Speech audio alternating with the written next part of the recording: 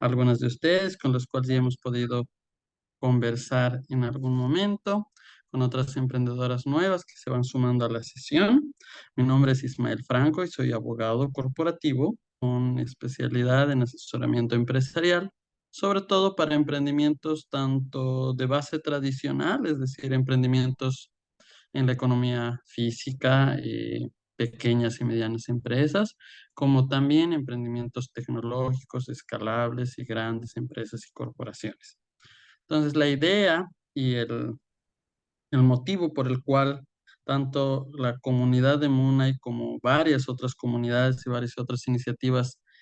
pues organizan este tipo de eventos es porque existe una brecha entre el asesoramiento empresarial que muchas veces se juzga como sofisticado o que también se cree que puede ser bastante oneroso, caro o tal vez inaccesible o tal vez poco apropiado para los emprendimientos. Y por lo tanto, pues es hora de cerrar esa brecha para que las y los emprendedores que tienen ideas interesantes de negocio sepan cómo escalar a la formalidad, sepan cuáles son sus riesgos, cuáles son sus ventajas y cómo, pues, sobre todo el cómo hacer, ¿no? El know-how, el cómo poder, pues, hacer ese salto cuantitativo y cualitativo de ser un emprendimiento informal, un emprendimiento pequeño, a escalar a tener una gran posición en el mercado. Comprendería que todas las emprendedoras presentes y todas las que vean este video eventualmente tienen un interés, sobre todo en aspectos legales, porque tienen dos intenciones. Una, protegerse contra los riesgos, porque seguramente han escuchado que el Estado es muy agresivo al momento de luego cobrar multas, clausurar negocios o multas, o sea, realmente sancionarlos o perseguirlos por algún incumplimiento normativo. Eso es uno de los temas. Y el otro también es porque tienen una intención proactiva. Creo que hay muchos emprendimientos que están ahí justo en la pequeña vereda para pasar al lado formal, para pasar a negocios más grandes y más sofisticados que van a requerir de asesoramiento empresarial, porque pues van a acceder a un mercado mayor que el que tienen. Entonces, hay un eco de Carol. Gracias por silenciar. Sorry. Entonces, la idea de comprender los aspectos legales a la hora de planificar el emprendimiento está justamente relacionada a esta necesidad que tienen varios de estos emprendimientos de ya no tener tan bajo perfil. Entendemos que la primera fase de cualquier emprendimiento es empezar en pequeño, probar el mercado desde, no sé si es un emprendimiento de repostería y está creando un rico cupcake o una buena torta, pues empezar a recibir datos, recibir información sobre la percepción de los consumidores, si les ha gustado, no les ha gustado, etcétera. Y bueno, pues mientras se va experimentando en ese prototipo, en esa fase tan inicial, pues no conviene estar en la formalidad para nada. Lo mismo pueden ser emprendimientos desde artesanales o emprendimientos pequeños de transformación de materia prima, emprendimientos de servicios que también tienen mucho que ver con consultorías o trabajo intelectual. En todas las áreas y en todos los momentos, evidentemente se entiende que la realidad económica obliga a que la emprendedora en este país pues lo ejecute su primera fase de emprendimiento en la informalidad. Entonces, la idea es que muchas veces, pues, llega la oportunidad más antes de lo que uno ha pensado. Tal vez llega la oportunidad para una persona que ha hecho unas ricas tortas, unos ricos cupcakes, unas ricas masitas, una oportunidad muy rápida de abrir una cafetería o una oportunidad rápida de vender a través de delivery, o puede haber también posicionar su producto en un supermercado, y entonces ya empieza el estrés, la conciencia de que para acceder a estos mejores y más grandes negocios, pues hay que tener cierto nivel de formalidad y hay que tener cierto asesoramiento empresarial, cierta lógica legal, para luego no ser vulnerados por tanto actores privados, digamos, ser estafados por alguien que les tome el pelo, como también para no ser sancionados o perseguidos por el Estado. Entonces, el propósito de hoy es hablar un poco sobre eso, dar lineamientos muy generales, pero a la vez también atender dudas específicas, atender curiosidades que puedan satisfacer esta necesidad de las emprendedoras que están ahí justo en la verja de la formalización, porque pues tal vez es ya importante para el crecimiento de sus negocios. Ya han aprendido sobre marketing, ya han aprendido sobre contabilidad, entonces ahora toca el entender que si están a punto de enfrentar una expansión de su pequeño mercado del prototipo que han formado, ver la mejor manera y la más legal, acertada y formal para poder continuar, darle continuidad a su negocio con la mayor de las certezas jurídicas. Entonces, lo primero que podemos ver es que hay varios tipos de emprendimientos cualificados. No están los emprendimientos formales, los informales, los irregulares y los clandestinos. Se entiende que los emprendimientos clandestinos son aquellos que están, digamos, comerciando o están produciendo en un área o en una actividad económica que está fuera de la ley. Podemos hablar de emprendimientos de contrabando, emprendimientos que basan su modelo de negocio en sustancias controladas prohibidas, emprendimientos que están vulnerando áreas protegidas ecológicas para explotar minerales. Vemos en las noticias una serie de grandes emprendimientos clandestinos que en este país son perseguidos, pero que a la vez muchas veces son denunciados y no gozan de una persecución acertada. De ahí, de esa base de la completa ilegalidad, entramos a los emprendimientos irregulares. Emprendimientos irregulares pueden ser emprendimientos que quizá les falta regularizar algún aspecto concreto de su emprendimiento, pero la transacción como tal es legal. Por ejemplo, vender ropa es legal. No es una sustancia prohibida, no es un objeto controlado o fiscalizado. Vender ropa es algo natural, porque el ser humano necesita ropa y pues no hay un interés público de crear un registro de ropa o de crear una entidad de fiscalización de ese tipo de objetos. Entonces, uno puede hablar sobre que eso está muy permitido. Pero muchas veces se vende de manera irregular, por ejemplo, en ferias, en lugares alejados o que no tienen permisos municipales y por lo tanto sí empiezan a provocar ciertos problemas en su regularización mientras están pendientes de regularización. Por ejemplo, armar una feria en medio de una calle y que los vecinos no puedan transitar por esa calle o se quejen del ruido o hay algún problema, etcétera, podría evidenciar que aunque lo que se está vendiendo es lícito, pues sí está en el ámbito de la irregularidad mientras no obtenga los permisos y las actividades se transparenten para efectos de que la población conozca las iniciativas. Entonces, muchas veces los emprendimientos comienzan en cierta irregularidad. Si ustedes son emprendedores que han participado en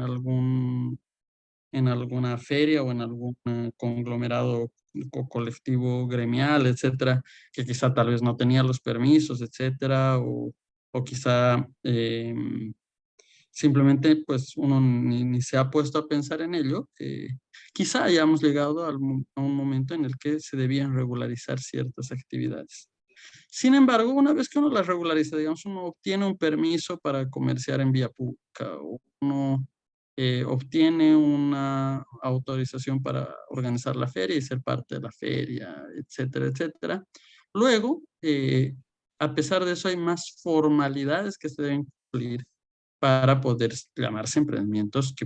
están permitidos de transaccionar en el mercado.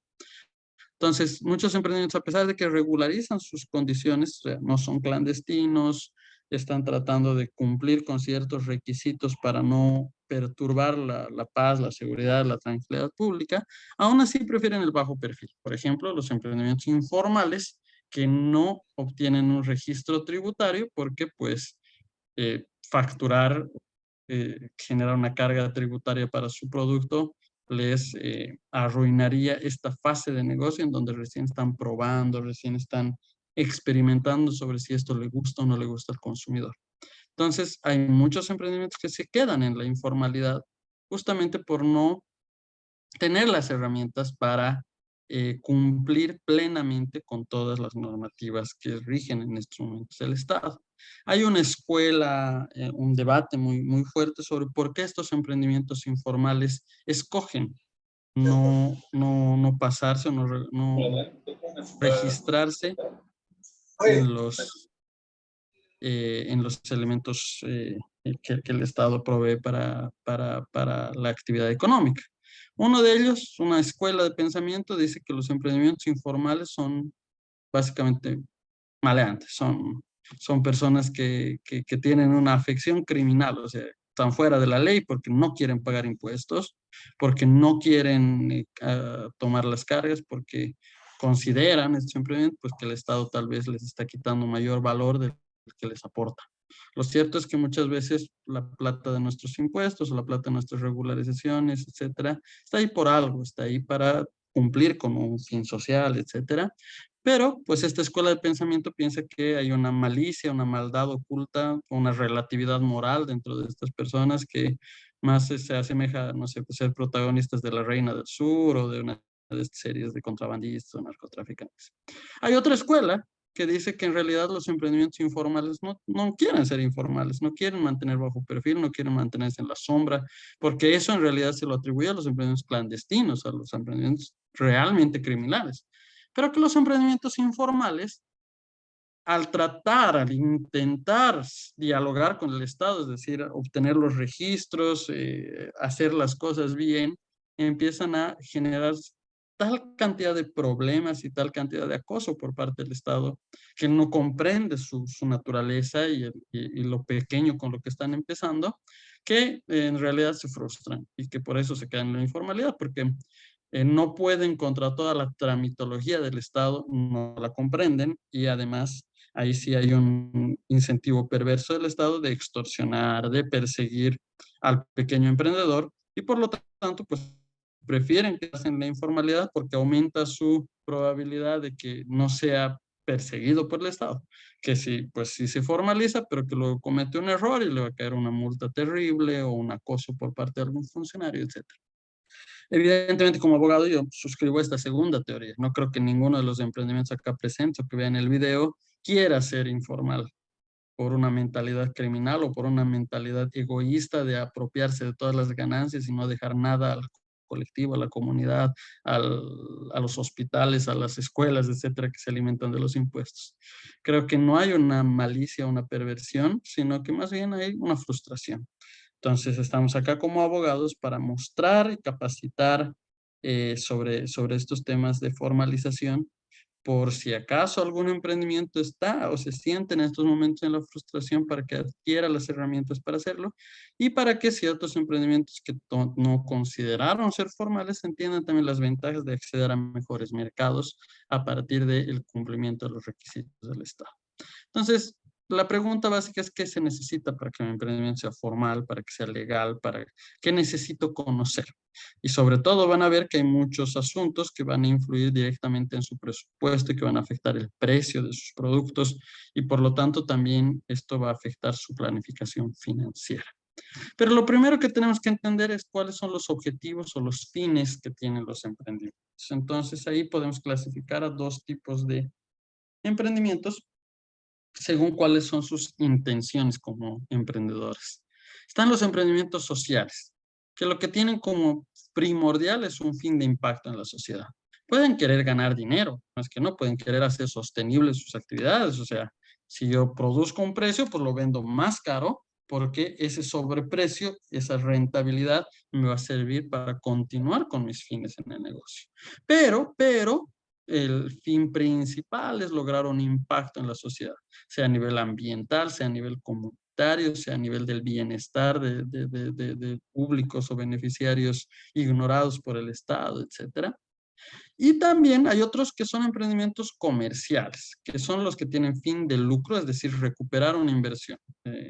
Yo ingreso dinero a un emprendimiento comercial con la expectativa de que la rentabilidad, las utilidades que genere se me va a devolver. Y cuando se me devuelve, yo voy recuperando esas utilidades, en algún momento llega un punto de equilibrio. O sea, ya recuperé mi inversión y de ahí ya todo es ganancia. Entonces es muy importante que primero, pues cada emprendedor haga una reflexión, anote cuál es su fin principal dentro del ecosistema de emprendimiento. Muchas veces se dice que los emprendimientos sociales deben adoptar una estructura sin fin de lucro, es decir, que la ganancia sería hasta moralmente reprochable y sería ilegal en estos emprendimientos. Pero hay que hacer una apreciación muy importante. La ganancia no es lo mismo que el lucro. La rentabilidad para ser sostenible en emprendimientos sociales, es decir, el sobreprecio del que hablé, es sumamente necesaria para que el emprendimiento social sobreviva, porque si no hablamos solo de ejecución de limosnas, de donaciones, de proyectos de beneficencia. Sin embargo, los emprendimientos tienen este componente de obtener ganancia y de maximizar los beneficios y reducir los costos. Por lo tanto, esa ganancia, el problema de esa ganancia, es que en realidad hay un acuerdo entre los emprendedores que generan el emprendimiento social de no distribuirse todos los beneficios, de no llevárselo todo y vaciar las arcas de la empresa una vez que empieza a ganar dinero, no matar a la gallina de los huevos de oro, sino que en realidad reinvertir este dinero, por lo menos parte de este dinero, en fines de impacto, es decir, en circunstancias que ayuden a la comunidad, es muy importante para el emprendimiento social. Mientras que el comercial, pues toma más una lógica de negocio a nivel macroeconómico, o sea, en momentos de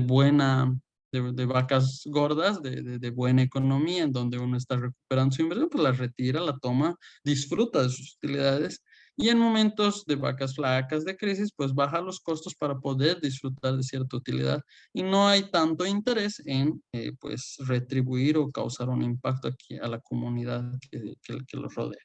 Entonces es una reflexión que se debe hacer porque eso va a afectar el tipo de sociedad y el tipo de organización, asociación, fundación que quieran constituir para formalizarse. Y evidentemente, pues lo bueno es que empiecen a tomar nota para ya luego cuando empecemos a hablar sobre preguntas específicas, puedan tener también claro cómo es su árbol de decisiones les va a llevar a una o a otra sociedad.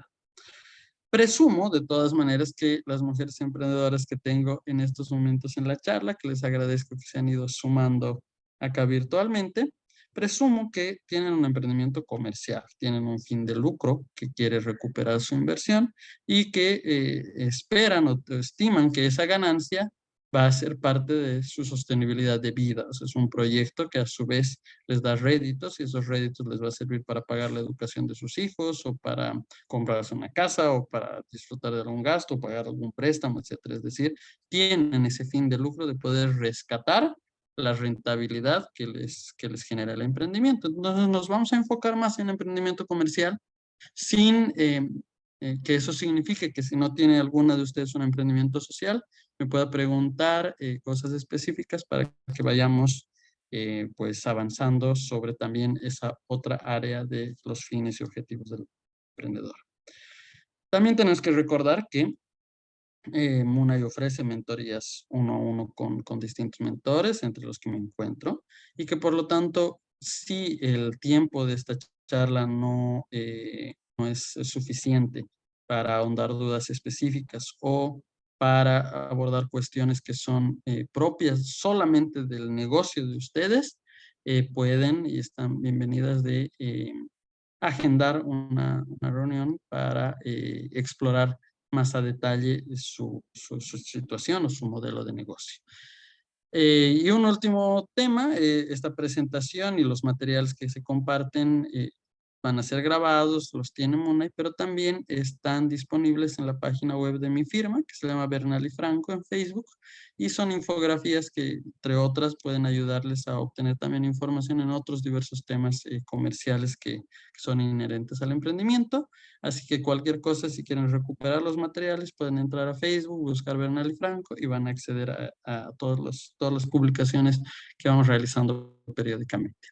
Entonces, el primer asunto es, ok, quiero formalizarme, dice la emprendedora. ¿Qué debo hacer si tengo socios? Si no tienen socios, si el emprendimiento es realmente administrado solo por la emprendedora y por nadie más, no se tiene que hacer esa pregunta, la respuesta es clara, se tiene que registrar como una empresaria unipersonal, una empresa unipersonal, y si es que presta servicios, o sea, si su emprendimiento no se trata de productos, sino de servicios, es posible, hay que evaluar, pero es posible que se pueda registrar simplemente como consultora o como profesional independiente. Pero cuando hablamos de emprendimiento en donde se está interviniendo en el mercado con una actividad económica, muchas veces el primer asunto que hay que resolver, que hay que mapear, es si de verdad la emprendedora es solo ella y nadie más. Si no tiene socios que le estén financiando el emprendimiento, que le estén apoyando, si no tienen personas que le están aportando algún valor a su emprendimiento y por las cuales ha llegado a acordar distribuirse ciertas ganancias, etcétera. O si no tiene la intención de escalar, quizás las emprendedoras, y especialmente las que están en este grupo, lo que quieran es más bien en algún momento abrirse a recibir socios, porque esos socios van a invertir capital, van a creer en ellas, y ese capital va a multiplicar el efecto de sus emprendimientos, el efecto Mateo que está en la Biblia, en justo el Evangelio de Mateo, que dice, al que tiene se le dará más y al que no tiene se le quitará. Es la parábola de los talentos, en donde pues hay personas que tienen dinero, tienen un emprendimiento y por ser muy conservadores, por no meterse en ningún problema, pues no crecen. Mientras que las que están dispuestas a invertir o a reinvertir sus ganancias, a encontrar socios, a moverse y hacer negocios, muchas veces en crecer mucho más, con una tasa mucho mayor su capital por asumir ese riesgo. Entonces, hablemos específicamente sobre qué pasa si el emprendimiento no es de ustedes, si el emprendimiento es de varios o varias socias. Hay dos tipos de formas jurídicas de estructurar esta sociedad comercial. La primera es la sociedad de responsabilidad limitada y la segunda es la sociedad anónima. Hay otros más sobre los que no vamos a ahondar porque están en desuso, pero en todo caso hay que hablar sobre que en la SRL, la principal característica de una SRL es que en ella prima la confianza en la persona y los atributos de cada socio, es decir, se casan con ese socio por lo que es y por el valor que él personalmente aporta al emprendimiento. Entonces, es muy difícil incluir nuevos socios ajenos, a nuevos inversionistas, porque se debe contar con 2/3 de los socios que estén de acuerdo con incluir inversionistas. Entonces, cuando una emprendedora tiene el objetivo de ampliar su base, de acudir al mercado para obtener más financiamiento, muchas veces si se estructura como SRL en un grupo de confianza, va a ser difícil acceder, o sea, negociar con todos los socios de que ingresen otros capitalistas u otros miembros del equipo. Sin embargo, un lado positivo es que las tarifas son menos costosas, no se tiene que cumplir con formalidades de designar directorios, síndicos, nada, sino simplemente tiene que tener un gerente general y unos socios en asamblea anual. Y por lo tanto, como tienen menos obligaciones legales, menos requisitos que cumplir, son un instrumento más barato para suscribir y para dejar transparencia en cuánto le toca a cada socio sobre su inversión, a qué trabajos va a realizar el socio para cumplir con el objetivo de la sociedad y sobre todo para reconocer esta participación y no caer en un problema luego de informalidad simulada. Por ejemplo, que una emprendedora diga, no quiero hacer SRL, tengo 2 socios con los que nos repartimos las ganancias, pero bueno, hablaremos y haremos que solo una de ellas aparezca como empresa unipersonal, solo una de ellas facture, solo una de ellas intervenga en el mercado. Eso resulta a la larga ser mucho más caro, porque las socias fantasmas, las socias que no están en la estructura social, no tienen el derecho legal de exigir la distribución de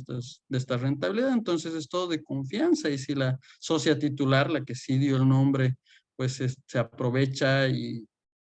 genera, digamos, un negocio ficticio o simulado o altera los libros contables, etcétera, para rendir menos ganancias a sus socias fantasmas, pues ahí va a haber un problema de insatisfacción que va a llevar al fracaso del emprendimiento. Y también puede haber la circunstancia inversa, que es que una socia por inocente, por buena persona, acceda a dar su nombre como titular de la unipersonal y los socios fantasmas en realidad le hayan designado para que haga eso, pero ¿por qué? Para que ella dé su nombre y de su responsabilidad ante cualquier problema luego de quiebra, de incumplimientos tributarios, laborales, etcétera. Se le pueden congelar o retener fondos personales de su propio patrimonio, o en el caso de un problema de responsabilidad en donde pues haya incumplido ciertas normas, pues esa socia que de forma inocente dio el nombre y se volvió la titular, podría luego ser la más afectada y perseguida por el emprendimiento, por el problema que causó el emprendimiento, y los socios fantasmas liberarse de toda responsabilidad porque no aparecen en los papeles. Entonces, como vemos, el problema es de ambos. El problema es si tenemos socios, pero queremos por lo barato que es o por lo poco complejo que es, simplemente designar a uno de los socios que sea a cargo del negocio y de su nombre, hay problemas en ambos lados. Por lo tanto, para evitar esos problemas, se aconseja que los socios suscriban una sociedad de responsabilidad limitada que les libere y que les proteja de responsabilidades ante terceros. ¿Por qué se llama SRL o qué se hace énfasis en la responsabilidad limitada? Porque una vez que se crea esta figura y se obtiene la personalidad y el registro de comercio sobre esta sociedad, esta empresa nueva, persona jurídica nueva, cuando hay algún problema, por ejemplo, si yo fundo un restaurante bajo la forma de SRL y uno de mis clientes se intoxica y el cliente me demanda, demandaría en realidad a este vehículo, a la SRL, y no personalmente a los dueños, a los inversionistas. Por lo tanto, lo máximo que podría recuperar es el patrimonio de esa empresa, pero no afectar al patrimonio personal de los socios. Por eso se llama sociedad de responsabilidad limitada. Entonces, la idea es que sí están pensando en formalizarse y tienen socios, la mejor forma de transparentar esto es ir por una SRL. A menos que, como hemos visto, no se desee este pacto de confianza entre socios, esta confianza en la cualidad personal de cada socio, sino que de lo que se trata es de reunir capitales, que no importa de dónde vengan, entre el dinero, porque sin dinero no se puede ejecutar el proyecto que se está vendiendo, que quiere involucrarse en el mercado. Si es que o sea, se trata de financiar el proyecto, es mejor constituirse en sociedad anónima, porque es más fácil vender acciones de la sociedad anónima a nuevos inversionistas que reciban un título, un cartón de que son accionistas, que apuesten a riesgo propio de que haya una rentabilidad y que en el momento en que exista, pues puedan recibir parte de esa rentabilidad solo por el derecho que les confiere su cartón, no por su persona ni por lo que han aportado como valor al emprendimiento, sino por el derecho que les confiere su cartón como inversionistas. Entonces, si se pretende levantar proyectos, por ejemplo, grandes infraestructuras,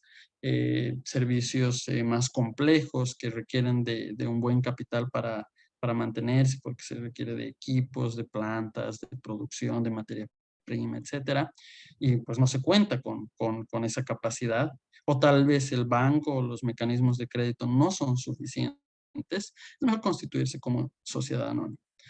Evidentemente el problema o la desventaja en este caso es que las sociedades anónimas sí tienen mayores reglas de transparencia y rendición de cuentas. Tienen que estar administradas por un directorio, tienen que reportar una memoria anual al registro de comercio, los aranceles que cobran son más caros que los de la SRL, etcétera, y se vuelve mucho más morosa la administración. Obviamente se entiende que eso existe porque hay un interés del Estado de que en las sociedades anónimas pues uno rinda cuentas a sus inversionistas, porque justamente es su deber fiduciario, es su deber legal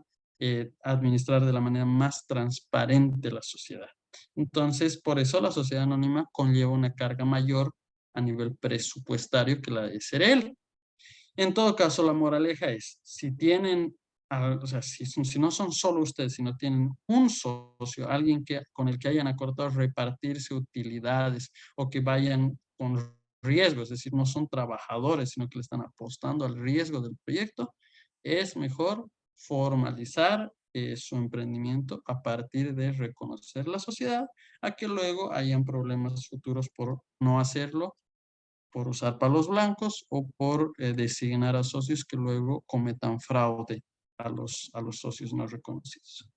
Otro asunto muy importante porque van a estar interviniendo en el mercado continuamente y necesitan también formalizar gran aspecto para su producto, para darle valor a su producto, es reconocer el activo intangible que tiene su producto. Generalmente, esto consiste en marcas. Pueden también existir otros activos intangibles como derechos de autor sobre manuales o sobre secretos que solo ustedes tienen para pues darle viabilidad a su producto o servicio. Pueden existir otros activos intangibles relacionados a métodos, a patentes de invención de algo nuevo, pero el más importante y el que, digamos, tiendo a generalizar que la mayoría de las emprendedoras acá va a necesitar es registrar esta marca o activo intangible. La marca puede ser figurativa, como un logotipo, como un isotipo, etcétera, o puede ser solo denominativa, puede ser un nombre con el que ya se la conoce, ya las conocen en el mercado. También puede ser mixta, puede ser el logotipo más el nombre, una combinación de palabras e imágenes. Pero ese activo es muy importante por dos razones. La primera es que muchas veces, al darse cuenta del éxito que tiene producto suyo, un servicio suyo, una iniciativa suya, pueden haber otros emprendedores con incentivo de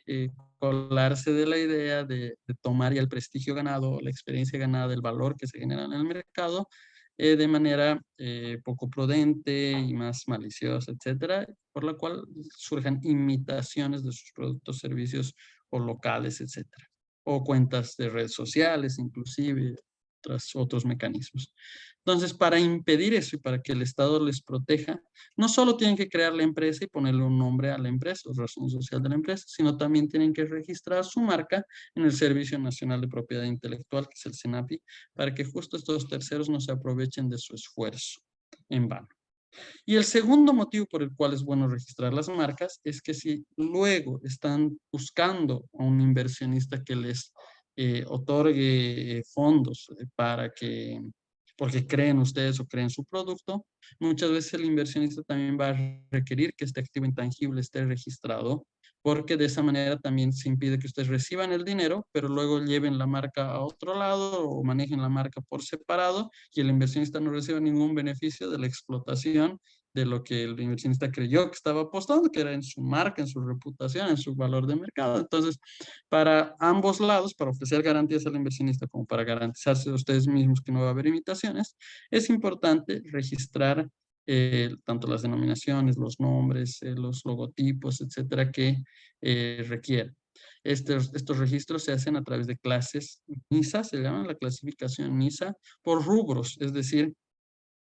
si ustedes tienen un emprendimiento gastronómico, la clase en la que vayan a registrar ese emprendimiento no necesariamente va a cubrir un emprendimiento de ropa o no necesariamente va a cubrir un laboratorio farmacéutico o un emprendimiento industrial. Por eso podemos ver que existe una convivencia social, no sé, de empresas que tienen un nombre para un sector, pero que ese mismo nombre es aprovechado en otro sector por otra empresa distinta.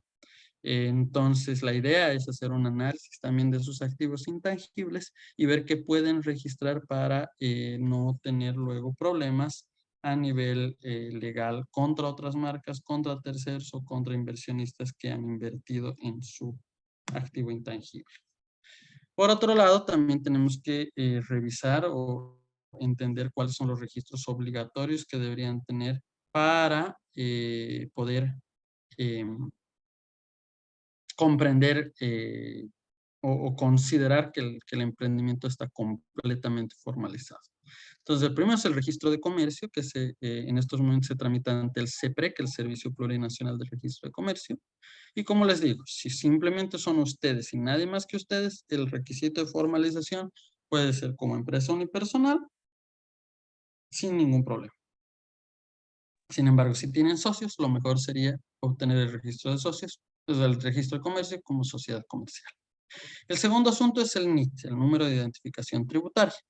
Muchas veces obtener el NIT les va a representar entrar en un régimen bastante bueno para los emprendedores de liquidaciones trimestrales y de tributos pequeños fijos que se tienen que pagar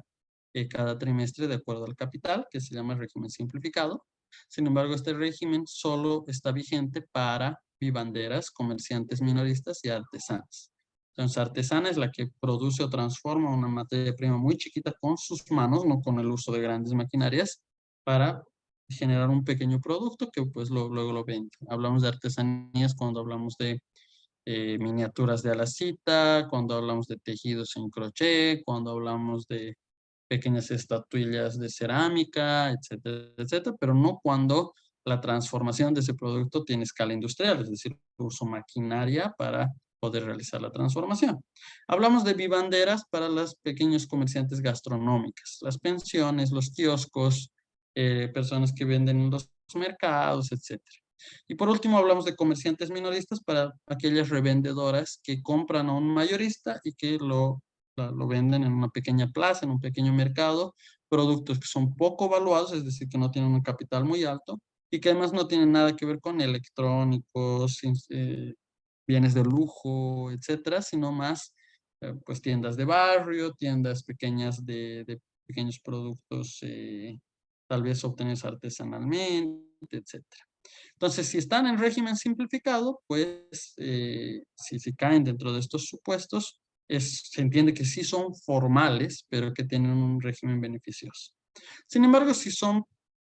otro tipo de estructuras empresariales, la que ustedes tienen, no sé, ustedes tienen un capital mayor a 36,000 bolivianos, ustedes tienen ventas que exceden los 100,000 bolivianos anuales, ustedes de verdad quieren escalar su negocio y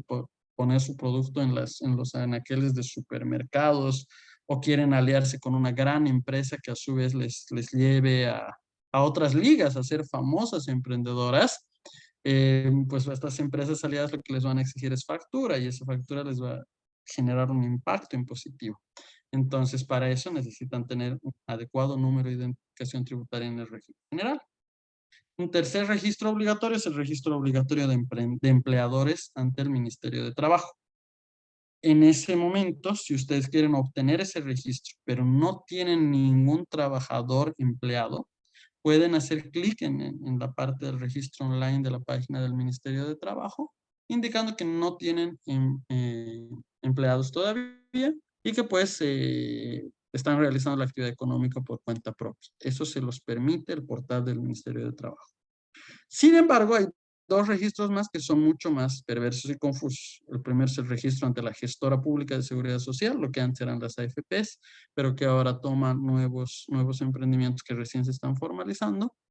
Y ante eso, el problema de ese registro es que obviamente hay que remitir cierta información como planillas de trabajadores, etcétera, para aportar la deducción de las cargas sociales de la jubilación de los trabajadores que uno tiene a su cargo. Entonces, uno no tiene trabajadores, lamentablemente, en estos momentos en Bolivia, como no se puede registrar sin trabajadores, está ahí, es como un registro que no se puede satisfacer en su totalidad, uno asume el riesgo de no registrarse hasta que tenga trabajadores o se identifique que tiene trabajadores, donde ya debe proceder con el trámite. Lo mismo pasa con el registro en la Caja Nacional de Salud. La Caja considera que el representante legal de la empresa sí o sí es trabajador, hasta se emplea a sí mismo como empresa, y que por lo tanto la primera planilla ya debería tener al representante legal consignado con 3,500 bolivianos mínimo de sueldo. Es un criterio aleatorio que la Caja ha tomado como una forma de también obtener este interés de que sí o sí las empresas y los representantes estén afiliados a la caja y tengan un seguro de salud, pero obviamente es contraproducente para la economía del emprendedor y muchas veces el emprendedor toma el riesgo de pues no registrarse porque no tiene realmente trabajadores y no hay una forma legal, un trámite correcto para inscribirse sin trabajadores. Entonces, estos dos últimos registros, si bien son obligatorios, también muchos se los cuento como la verdad, no como algo que aconseje, pero como la verdad de las cosas es que muchas emprendedoras no se registran, pues no hay la vía de poder dejar constancia que no tienen trabajadores, no tienen un equipo al que le pagan, con una relación de subordinación, constancia, dependencia, etcétera. Entonces, estos dos últimos registros, muchas de las emprendedoras deciden pues no proceder con el trámite mientras no crecen y no los necesitan. Por otro lado, tenemos que comprender para ir ahondando en el presupuesto de la planificación del emprendimiento, las cargas laborales y las cargas sociales que se generan cuando la emprendedora empieza a sumar personas a su equipo, es decir, cuando empieza a contratar trabajadores dentro del sector formal, es decir, los pone en una planilla y quiere de verdad cumplir con todas sus obligaciones. Primero, tiene que hacer una provisión contable no solo del sueldo del trabajador, sino de un 8.33% por el aguinaldo, es decir, desde que el trabajador es contratado, pues contablemente debería entenderse que no solo se le está pagando el sueldo, sino que la empresa empleadora tiene que tomar un 8.33% adicional de su sueldo, porque si llegamos a noviembre, diciembre, va a llegar un momento en que hay que desembolsar todos esos recursos para pagarle un sueldo extra al año, que es el aguinaldo de Navidad. Posiblemente si se sobrepasa el 4.5% del PIB, del crecimiento del PIB en esa gestión, también se va a tener que planificar un 8.33% adicional como segundo aguinaldo. También se debe hasta un sueldo por año retener como prima de utilidades por si acaso la empresa es rentable y reporta utilidades, hay que pagarle la prima correspondiente al trabajador para cubrir hasta un sueldo extra del mismo o su porcentaje pro rata si es que esas utilidades no alcanzan para pagarle todo. Por otro lado, también se tiene que hacer una previsión del 8.33% por indemnización. Es decir, que si en algún momento se desvincula a ese trabajador, sea por renuncia o sea porque hay una causal de despido que habilite a removerlo, se le debe pagar la indemnización por año de trabajo, que también es un sueldo por año, entonces ahí va otro 8.33%. También hay un coeficiente para calcular bono de antigüedad, sujeto a los rangos de salarios mínimos. El coeficiente mínimo es de 5%, se obtiene de la fórmula de aplicación de 3 salarios mínimos en el caso de que ya haya cumplido 2 a 4 años. E incluso si es que suma antigüedad, puede llegar hasta el 50% de ese coeficiente porcentual si tiene una antigüedad de 25 años en adelante. Entonces hay que tenerlo eso claro y hay que tener mapeado que si un empleado, perdón, obtiene o llega a cumplir más de 2 años en una institución, también se le debe poner de antigüedad. Y por último, los incrementos salariales que generalmente salen en mayo para de alguna manera apaciguar los efectos de la inflación, subir el costo de vida, etcétera, la subida del costo de vida, etcétera, para que el trabajador también goce de ese beneficio formal que es la ampliación de su sueldo. Entonces es terrible. Como ven, las cargas laborales solamente llegan a ser más del 36% eh, de extra que se debe planificar. Es decir, que si yo contrato a alguien por un salario mínimo y creo que el salario mínimo está en 2.170 bolivianos, 2.155, etcétera, lo más probable es que en realidad yo necesite 3.000 para cubrir con todas estas cargas. Además, el problema es que también se debe retener un 12.71% de ese sueldo como aporte del trabajador para su jubilación, que antes se hacía a la FP y ahora se hace a la gestora pública de seguridad social. Y el empleador también corre con 16.71% de aportes patronales para el seguro de corto plazo, la prima de riesgo profesional, aportes de vivienda, etc. Entonces se vuelve una carga súper, súper terrible de manejar, por lo que también una emprendedora, cuando adopta una posición conservadora o con un poco de miedo, pues puede creer que esto realmente es un problema para su planificación financiera, afecta directamente al precio de sus productos y no se puede permitir tomar todas estas cargas. Entonces, la respuesta es muchas veces, no contratemos personas que luego cuya relación sea mal administrada, nos peleamos, etcétera, que van a tener los incentivos para reclamar luego el incumplimiento de toda esta normativa. Si la emprendedora decide por cuenta propia, no lo estoy aconsejando, pero decide mantenerse en la informalidad y no formalizar todos sus registros para pagar todos estos beneficios a sus trabajadoras. Lo interesante, lo importante es que documenten esto a través de un contrato de prestación de servicios civiles que involucren que justamente ustedes no sean las jefas de esas personas que trabajan para su emprendimiento, que prestan servicios a su emprendimiento. Y la mejor forma de no convertirse en jefas es no darles órdenes directas nunca,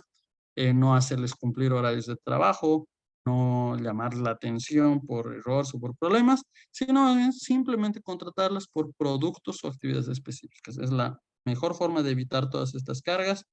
contratarlas de manera independiente para que ellas a su libre autonomía y voluntad decidan prestar servicios para ustedes en sus tiempos, en tiempos que no son 8 horas de trabajo, etcétera, que están a disposición de ustedes, sino por un producto o un entregable específico.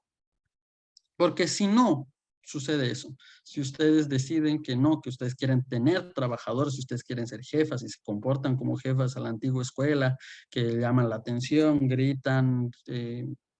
destrozan la moral de las personas de su equipo, etcétera, que puede haber gente que tenga esa personalidad o que haya visto que otros, o sea, hay muchos dichos, ¿no? De que así nomás se maneja la gente o de que en Bolivia solo funcionan con chicote, etcétera. Lamentablemente van a caer en estos elementos, subordinación, es decir, van a exigir que las personas cumplan órdenes de ustedes, dependencia, porque van a amenazar con que si no les pagan el salario a esas personas podrían, pues, quedarse desabastecidas, quedarse desamparadas. Trabajo por cuenta ajena, que significa que esas personas están haciendo algo para ustedes, para su emprendimiento y remuneración, porque ustedes le están pagando. Y si se cumple con esos 4 elementos, esa persona, por más que no tenga contrato, por más que nunca se haya discutido que son trabajadores, va a poder apersonarse al Ministerio de Trabajo y denunciarlas a ustedes por no haber cumplido con las cargas sociales y laborales que hemos visto. Entonces, es tan importante que ustedes, si ustedes no quieren, digamos, meterse en problemas con el Ministerio de Trabajo, etcétera, no se comporten como jefas, que no puedo recalcar, no puedo recalcar más que la mejor forma de que ustedes administren un equipo es por productos o entregables sujetos a la autonomía de la voluntad de cada persona que les da sus servicios. Ustedes dirán, sí, pero es un problema porque quizá necesitan ciertas certezas de que esas personas están trabajando para ustedes, pero bueno, si ustedes quieren la certeza tiene un precio y ese precio es alto. Son todas las previsiones laborales y sociales y descuentos y aportes, etcétera, que ya hemos hablado. Entonces, como recomendaciones generales, si no tienen trabajadoras, es mejor suscribir contratos específicos para los que les están proveyendo de servicios y realicen también incluso las retenciones tributarias. Reténganles el 15,5% de IUE e IT a esas personas y impósenlo al fisco como una manera también de dejar constancia de que esas personas les prestaron servicio independiente, pero no les dieron factura, entonces les retienen el 15,5% para el fisco y con eso ya está. Y si sí tiene trabajadores, tiene que administrar una buena planilla que se va reportando mes a mes al Ministerio de Trabajo. Tienen que redactar y registrar tanto contratos de trabajo con su personal como administrar un reglamento interno y tienen que cumplir con todas las obligaciones de seguridad y salud en el trabajo, también los planes de seguridad y salud ocupacional. Dependiendo del rubro, si son industriales, tendrán que tomar las medidas para tener desde extintores hasta buena ventilación en sus plantas. Y si simplemente son profesionales, también hay ciertas obligaciones como liberar la oficina de riesgos, etcétera, que puedan conllevar un malestar del trabajo. Entonces, pues como ven, la formalización tiene un costo alto y tiene un esfuerzo alto. Pero los beneficios de contar con todos estos documentos y papeles formales es que están más abiertos a inversionistas, es el primer beneficio. Y el segundo también, que su producto es ético y cumple con un estándar de calidad mayor que les va a abrir mercados en usuarios que realmente están buscando que las condiciones de negociación, de trato a sus trabajadores, etcétera, sea con un alto estándar de excelencia. Y eso a su vez transforma la sociedad y nos empieza a migrar de la informalidad, de la clandestinidad, de la oscuridad, a la luz, la transparencia y digamos, la mejor reputación de marca. Entonces, algo que vale la pena evaluar. Entonces, sin más, espero que, bueno, no nos hemos excedido de tiempo, pero estamos muy justos y aún así yo con todo gusto puedo atender las preguntas que han dejado en el chat y como les digo, les invito a que podamos también hablar sobre, eh, sobre ya aspectos específicos de su emprendimiento, tomando cita de mentoría conmigo o con otro de los asesores legales que está en la red de Monay. Entonces voy a ir respondiendo ciertas preguntas que están en el chat. La primera es, ¿hay alguna forma de registrar el nombre de la marca de forma internacional? ¿Qué pasa si inicio mi proyecto acá y al año estoy en otro país? Sí, o sea, la respuesta es sí, no. El primer asunto es, si uno quiere registrar su marca en Bolivia, en estos momentos la marca que haya registrado en Bolivia tiene validez en toda la comunidad andina, es decir, Perú, Ecuador y Colombia. Si el objetivo es mudarse a uno de esos países, puede uno estar seguro de que si hay otro emprendimiento con nombre similar al que ustedes registraron en Bolivia, van a poder defender su nombre por el registro antiguo que realizaron en Bolivia. Si se van a otros países, es decir, a Francia, Japón o Italia, etcétera, van a tener que registrar su marca en las autoridades de esos países. No hay un estándar internacional, una base de datos globales de marcas que cubra o que tenga vigencia mediante tratado con todos los países, etcétera. Por lo tanto, si el emprendimiento tiene intenciones de mudarse a algo que no sea la comunidad andina, pues no tiene tanto valor el hecho de que sigan el tema acá. Sin embargo, eso no, o sea, el tema también del año es también algo subjetivo. Quizá este año convenga registrar la marca acá, porque hay amenazas de aprovecharse de la reputación, etcétera. Entonces, siempre tiene que estar sujeto a una evaluación de riesgos por parte del emprendedor. Jessica indica, ¿aconseja usted registrar la marca si no buscamos inversionistas? La respuesta es sí. Como habíamos hablado, son dos elementos por los cuales es bueno registrar el activo intangible. Uno es, obviamente, que el inversionista vea la transparencia de que la marca es parte del trato de financiamiento, pero la otra es protegerse de personas que malintencionadamente copian o imiten para efectos de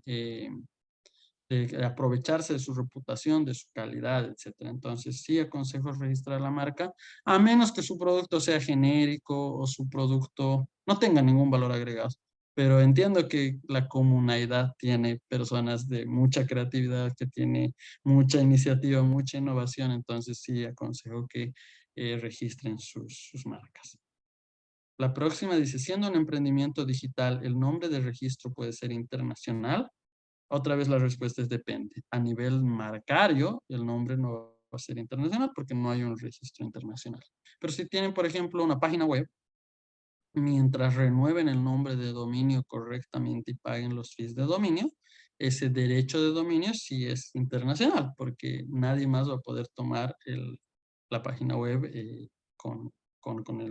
la misma dirección. Entonces, eso es un activo intangible muy bueno para ciertos emprendimientos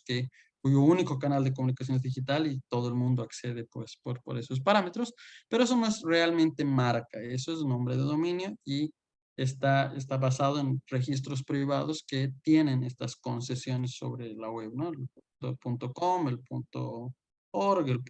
.cc, el .ia, el .d, etcétera, ¿no? Entonces, la idea y la recomendación para emprendimientos completamente digitales es nunca pierdan el plazo de renovación de los nombres de dominio al momento de establecer los contratos de servicio de administración de hosting de páginas web,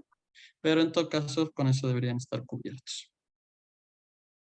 Marisol dice, ¿es obligatorio realizar el registro obligatorio de emprendedores? La respuesta es, empleadores, perdón, la respuesta es sí. Existe un decreto supremo desde 2016 vigente en este país, en el que el Ministerio de Trabajo ha implementado su plataforma virtual. El trámite es digital, pero es obligatorio para toda aquella unidad económica que realiza actividades en Bolivia. Pero como les he dicho, lo bueno es que el ROE, para efectos del ROE, uno puede declarar en una casillita que no tiene trabajadores y con eso no tiene que mandar planillas mensuales, no tiene que mandar mayor información al Ministerio de Trabajo mientras no tenga trabajadores. Marcela indica, ¿puedo obtener créditos si no tengo NIT?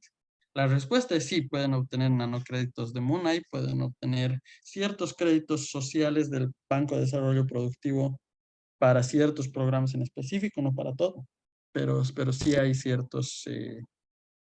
entidades de microfinanzas que quizá den el crédito a sola firma y con carnet sin necesidad de acreditar el cumplimiento de obligaciones tributarias ni NIT, pero pues, evidentemente son créditos mucho menores a los que puede acceder si accede a la banca comercial y obtiene un financiamiento para un buen proyecto, para megaproyectos, digamos, de construcción, minería, exploración, establecimiento de cafés, restaurantes, bares, etcétera, si se requiere el NIT. Marisol indica, ¿qué es el aporte de vivienda? El aporte de vivienda es una comisión de 2% que aparece en el 16,71% de aportes obligatorios que tiene que hacer el empleador y que sirve para un pozo que es el Fondo de Vivienda Social, que a su vez garantiza que la Agencia Estatal de Vivienda pueda apalancar, apoyar, etcétera, a que haya una mejor forma de acceder a vivienda como derecho de los ciudadanos. Entonces, ese aporte de vivienda es descontado a partir de las planillas, pero no es que es un aporte que se recupera individualmente, sino que se recupera a nivel colectivo cuando alguno de ustedes ha querido acceder a la vivienda social y también a víctimas de derrumbes, desplazamientos, etcétera, que muchas veces han sido beneficiadas gracias a estos fondos. La magia del ser indica, puedo registrar el nombre y no hacer NIT y demás inscripciones. Registrar el nombre en el registro de comercio, es decir, en lo que antes era Fondo Empresa y ahora CEPREC, y nada más, y no hacer NIT ni otras inscripciones, no lo recomiendo. Porque si ustedes se registran como empresa unipersonal, están empezando a formalizarse, pero se quedan en medio, no tendrían los demás documentos que respaldan su actividad económica y eso les podría luego ocasionar problemas al momento de que quieran cerrar esa empresa por no haber obtenido ganancias, etcétera. Ahora, registrar la marca, el CENAPI, sí, sí se puede. Y el titular sería la persona total. Es una marca de creación individual, una persona registra la marca a su nombre y está ahí por si acaso en algún momento pues la quiere utilizar para su emprendimiento. Eso sí se puede. Pero solo registrarse como emprendimiento, como empresa unipersonal, etcétera, en el CEPREC y luego no sacar los demás registros, luego les va a complicar porque se entiende que el que se registra lo hace para realizar actividades económicas, para cumplir con la tributación, para cumplir con todas las obligaciones formales que se imponen.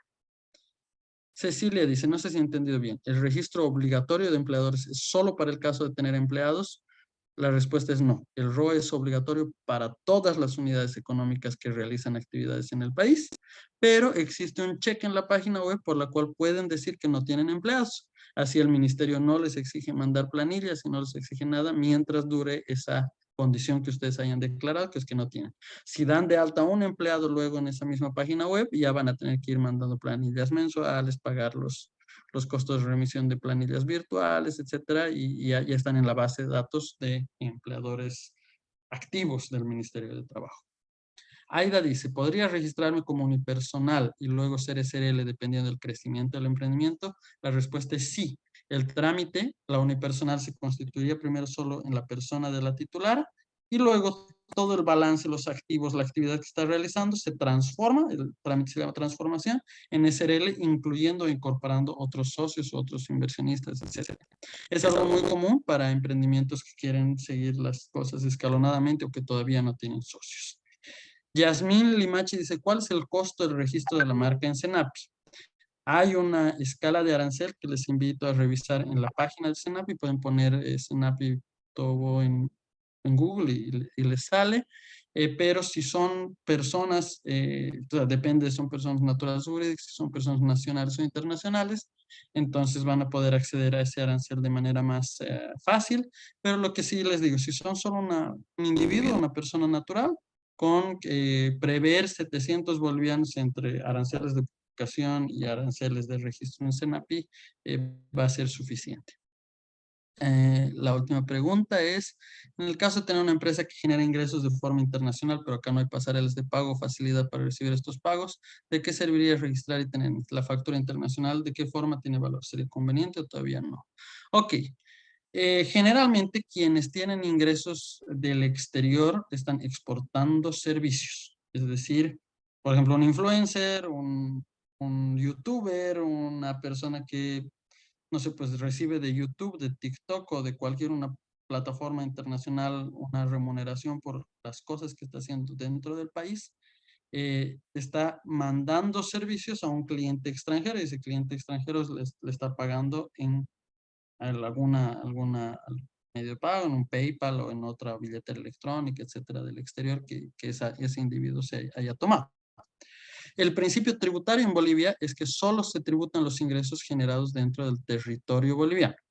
Entonces, cuando alguien realiza un servicio dentro del territorio boliviano, debe facturarlo, debe declarar el IVA, el IT, el UE y todas las cargas correspondientes. Pero si yo estoy exportando servicios, se entiende que estoy exportando ese servicio fuera del territorio boliviano. Ahora ahí hay un problema de ambigüedad, un riesgo muy duro y por eso en las noticias habrán visto que el gobierno persigue a los influencers o la nueva normativa obliga a los influencers o a los que tienen creadores de contenido, etcétera, a facturar. Y eso se dice porque, claro, podría interpretarse, la administración tributaria podría interpretar en algún momento que esos ingresos sí debieron haber sido facturados dentro de Bolivia, a pesar de que la empresa beneficiaria como YouTube, Netflix o cualquier otro cliente esté en el extranjero, porque el influencer no se movió de acá físicamente, a pesar de que su conducto fue digital,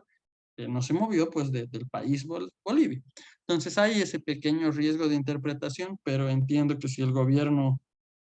pues empieza a perseguir a personas por sus ingresos de esa manera, con ese nivel de saña y hostigación, también habría un gran movimiento para contrarrestar ese tipo de abusos por parte del fisco. Así que sí, mientras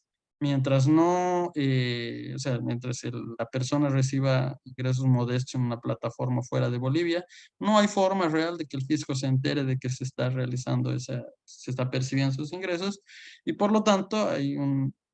probabilidad muy, muy mínima de que el fisco se obsesione o persiga a ese tipo de emprendedores. Por lo tanto, no conviene pues formalizarse dentro de Bolivia si ese es el mercado.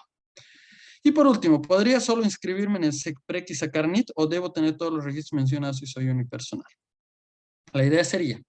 uno se inscribe en el SECPREC como unipersonal, está muy bien, saca NIT como personal, está muy bien, saca registro obligatorio de empleadores en el Ministerio de Trabajo, pero sin trabajadores, está muy bien, y omite sacar